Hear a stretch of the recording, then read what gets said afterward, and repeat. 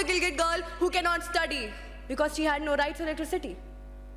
On February 22nd, 1994, the Indian Parliament passed a resolution stating that the entire territory of Jammu and Kashmir, including POK, is an integral part of India.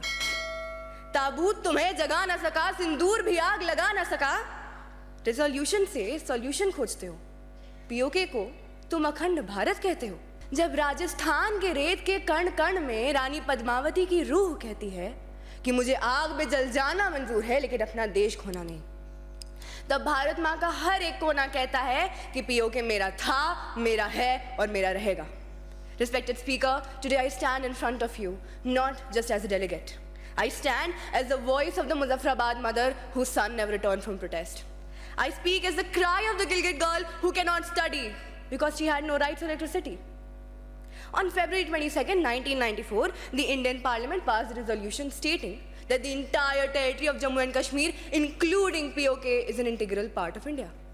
But it's been almost 30 years. क्या बदला? कुछ नहीं. In fact, 1994 से अब तक India के ऊपर 109 बार terrorist attacks हो चुके हैं. Now let me not just speak in abstracts, let me show you the truth. First, POK protest 2024. Mirpur, Muzaffarabad, Rawalakot ने इंडिया के नाम के पोस्टर्स लगाए, वी वांट इंडिया के नारे लगाए और इसके बदले में पाकिस्तान की सिक्योरिटी फोर्सेस ने अपने ही सो कॉल्ड लोगों पे गोलियां चला दी, जिसमें से 4 लोग मारे गए और 70 से ज़्यादा लोग घायल हो गए.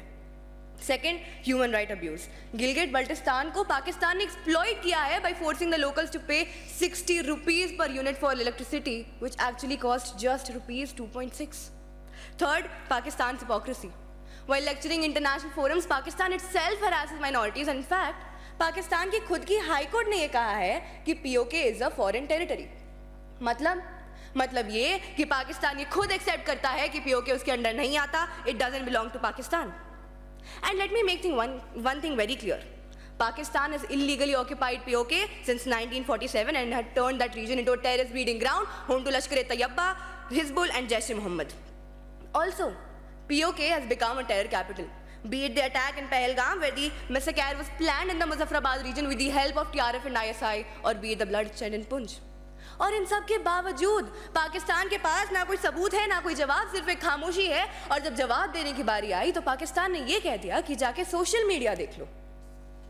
ये कोई डिप्लोमेटिक जवाब नहीं है. ये दिखाता है कि उनके पास ना सच है ना सबूत, केवल फ्रॉड्स हैं. Although the Resistance Front, Pakistan's backed terror group, has been declared terrorist organization by US, but the 22nd February 1994 resolution demands more than just a declaration, ladies and gentlemen.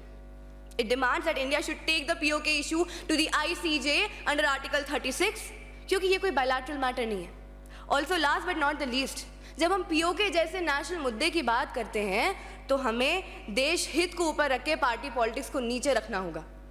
The government must build a strong national consensus across all party lines. At the end, I just want to conclude by saying, POK को तुम अखंड भारत कहते हो. उनमें दर्द है, भूख है, लाचारी है, पीड़ा है और तुम चैन से सोते हो. ताबूत तुम्हें जगा ना सका, सिंदूर भी आग लगा ना सका. रेजोल्यूशन से सॉल्यूशन खोजते हो, POK को तुम अखंड भारत कहते हो. जय हिंद.